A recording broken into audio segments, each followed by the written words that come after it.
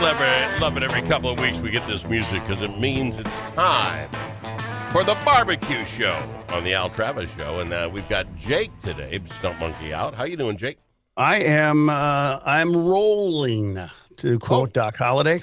All right. So, I'm excellent. How are you?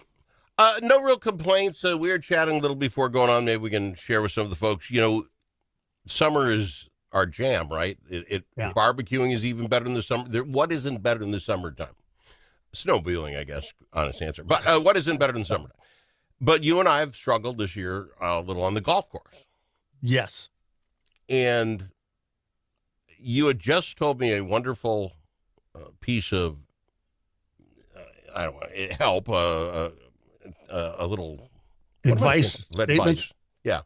I want to share one that I used with a friend this weekend, and it came from John Daly. John Daly, for folks who don't golf, mashes the ball. I mean, just a huge man that mashes the ball. And he got tired, evidently, because he goes and plays these pro-ams before the tournament, and every golfer's got to ask, how do I hit it further? How do I hit it further, right? It's every golfer got to hit it further. So John Daly's deal, he said, get as long a tee as you can. Oh, yeah. Okay, I got the big ones. And he gets it. And then when you tee it in the ground, tee it forward as far as you can, but still keep the ball on the tee, right? Just lean that bad boy forward as far as you can. Guys, oh, really? Really? That'll help? It'll help. He goes up, stands and goes, how much farther will I hit the ball? He goes, about a half an inch.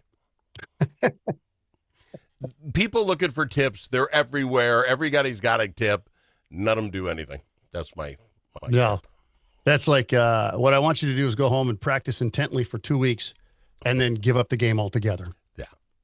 Well, see, and I actually was at LeSueur Henderson Country Club, which isn't, I guess, all that far from you guys. Oh, beautiful.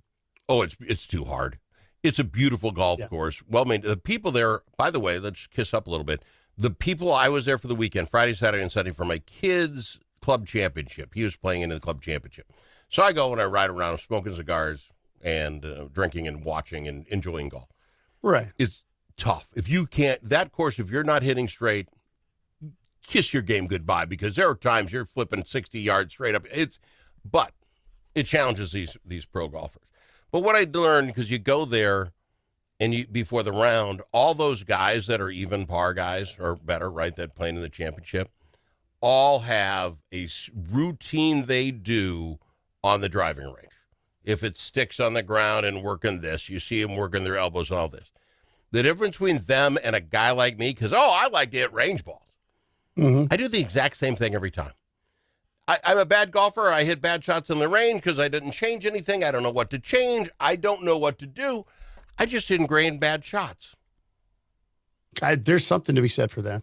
Your guy, John Daly, John Daly once said, now that this turned into barbecue golf, he once said, amateurs blow it because they go to the range and they get their driver out and they bang away and try to figure out how to hit their driver farther. And he said there's two problems with that. One, amateurs lose more shots around the green with their wedges than they ever do with their driver. Improve those. Two, stop trying to improve. Find your favorite club, the one you're most comfortable with, and hit that until you're comfortable and solid with it. And just do that. Just get comfortable. You got to get comfortable and confident. That's all there is to it. It's just a lot like grilling. You got to be comfortable. You got to be prepared, and you have to be confident.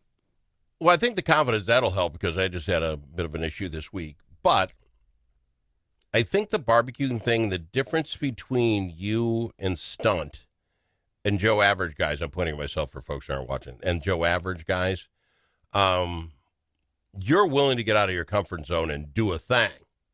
Right. Not me. Hey, we'll do the hamburger there. We'll do the things I've done, I will do. But I'm back to doing that brisket, scared to live in flipping death, and I'm calling my barbecue guys on weekends, the rest of us aren't like you that way. One of the catchphrases on our show is experiment and have fun.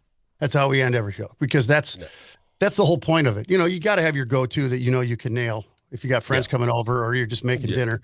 But that's half the fun, is experimenting and playing around and trying different things. This weekend I did hot dog burnt ends.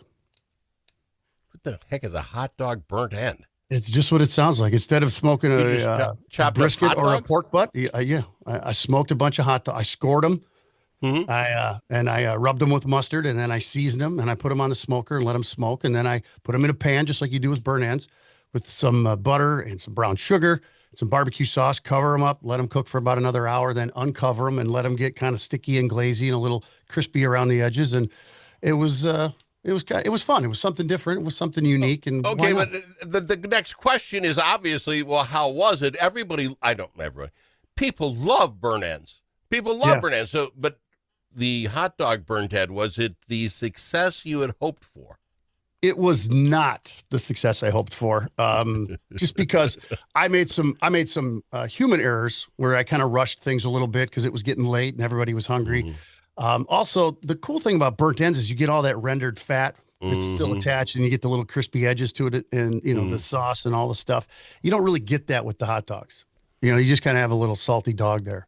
So you figured that out. Would you try it with like bratwurst next time? Try a little bigger dog, a little more flavor into it? I think what I might try is a higher end dog, because to score it and you need a cheap dog, like kids dog as we call them. I might go with like an ambassador or something to try it that way. Okay. I've done Spam burnt ends, and those are pretty good. Well, yeah, because they have that fat in there. Yeah, and you got to be careful with your seasoning, because Spam's a little salty, so you want to make sure you're not adding too much extra salt with your season. But otherwise, it's fun. Just try something. So you had fun. The kids thought it was funny. Then they ate it. Disappointment. I guess that's back to. I'd like to experiment, but then the kids dislike it. Now what do you do? Were they disappointed? Could the kid eat the hot dog, say it's the best hot dog I ever had? No, they kind of enjoyed it. They thought it was fun. And again, it's hot dogs. What kid doesn't like hot dogs, regardless of what you did to them? Plus, there was mac and cheese and smoked beans with it. So it wasn't like, and some pork steaks because, God forbid I don't cook for 30. The grill's that big and it's going. Nobody went hungry, that's for sure. Fair enough. Before we go to break, we'll talk some barbecue stuff on the other side, I promise, because this is but it's food related. I've been talking about it today, and I may be messed up, but I want to know. The wife makes breakfast the other day. Grabs the potatoes O'Brien, the hash brown O'Brien's bag. She saw my disappointment when it showed up. I don't like the red peppers, the green pepper. I don't like it. I don't. And they're, well, you can eat around it. Well, once you put it in the taters, it's across the taters. You can't eat across it. I wasn't upset, but we didn't argue about it. My point being is I come up with this. You've seen salads in a bag, right? The salad's there, and if you wanted to, all the little other side bits are in little bags. Why do the potato O'Brien people not do that? Make the hash browns, and if you want to put that crap in there, you can do it, and everybody's happy. But you cannot add that stuff and eat around it. I would liken this, because somebody has done the show today. It's kind of like if you put mushrooms on a pizza because your wife loves the mushroom. Well, just eat around the mushroom. You can't. The taste is there. It fuses in the crap. You can't get around it. Am I wrong? Am I wrong to say she should never have done that? It was a faux pas on her part. Well, yeah, she did. She grabbed the wrong bag.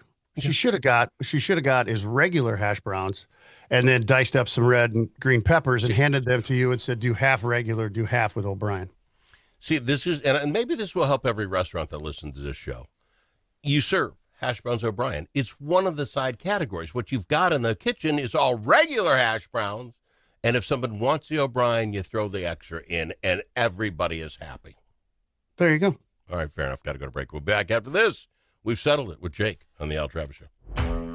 Everybody's a barbecue expert now. Great. You watched the video, bought the hat, started your own podcast, whatever. Grandpa's Barbecue's been doing it right the whole time. Not too sweet, not too spicy. No weird maple, mango, bourbon blast nonsense. Just real barbecue flavor. We're not experimenting. We got it right. Grandpa's Barbecue Sauce. Get yours at grandpasbbqshop.com. When the stakes are high at the Minnesota Capitol, you need more than a lobbyist. You need a partner. At Momentum Advocacy, we bring nearly 90 years of combined experience in government relations, public affairs, and strategic communications. From nonprofits to national corporations, we help organizations navigate Minnesota's political landscape with integrity, insight, and results. Whether you need legislative champions or headlines, Momentum Advocacy delivers. For more, visit momentum-advocacy.com. Momentum Advocacy, your friends at the Capitol.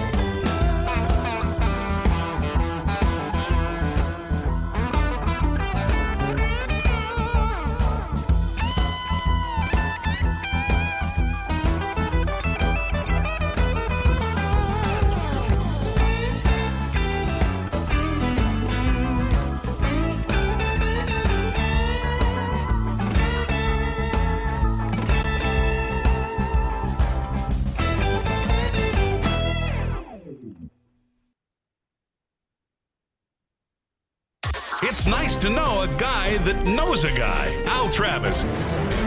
It's Jake, Jaden Stunt Monkey, the barbecue show, the BBQ Show on Facebook. I want to ask you about this.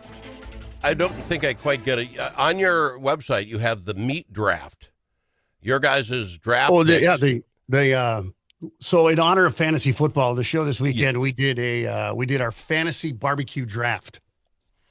Where how does this work? Kansas City Bills, Dallas, and then you've got 7 rounds each.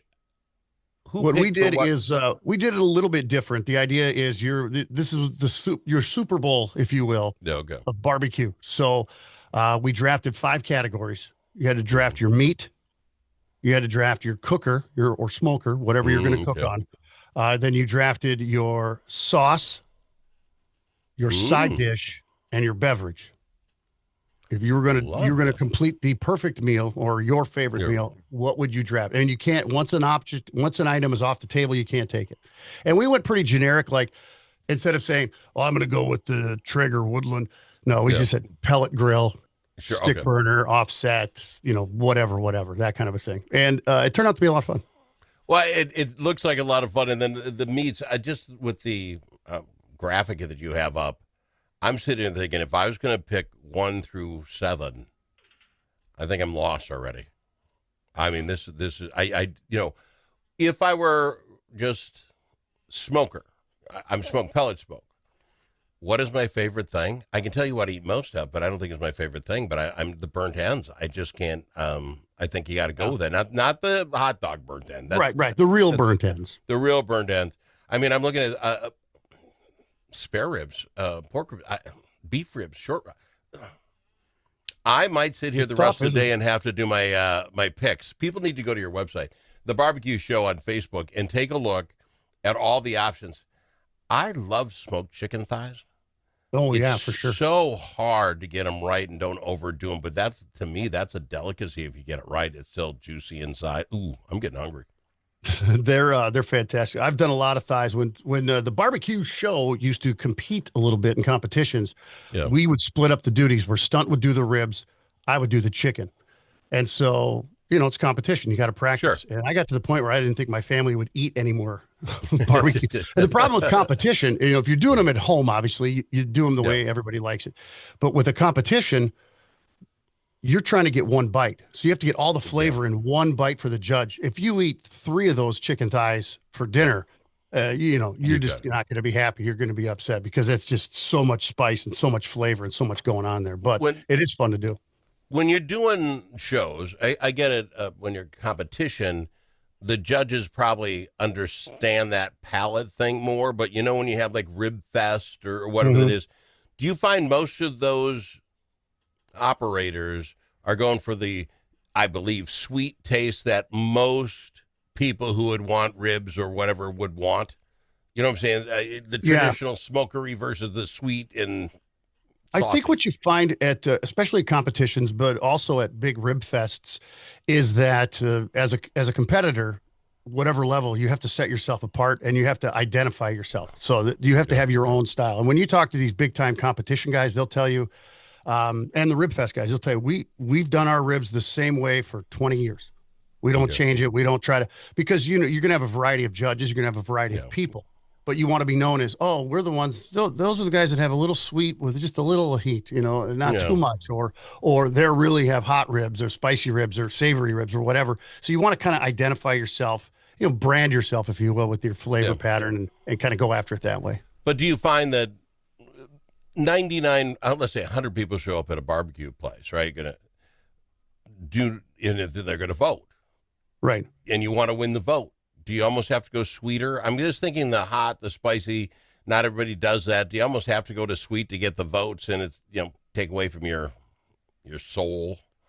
Well, yes and no. I mean, again, I think it just depends because if you interviewed 10 people and asked them, do you like your ribs smoky or sweet or with a little bit of heat, you're going to get 7 categories out of those 10 different people. So that's why you have to kind of go, boom, this is what we do and this is how we do it. If you like it, you'll come back. If you like it, you'll vote for us. But you can't, it's the old adage, you can't please everybody. You got to please yourself first. Make the ribs you like and then introduce them to the world. Just on the side note, because again, at that tournament, I was at my kid's house. He had done some fishing, had fresh salmon, and he Traegered it. It was phenomenal. Can you talk? I ate there, but I didn't do the grilling. Can you tell me how you would do a smoked salmon? If I was going smoked salmon Itself, yep.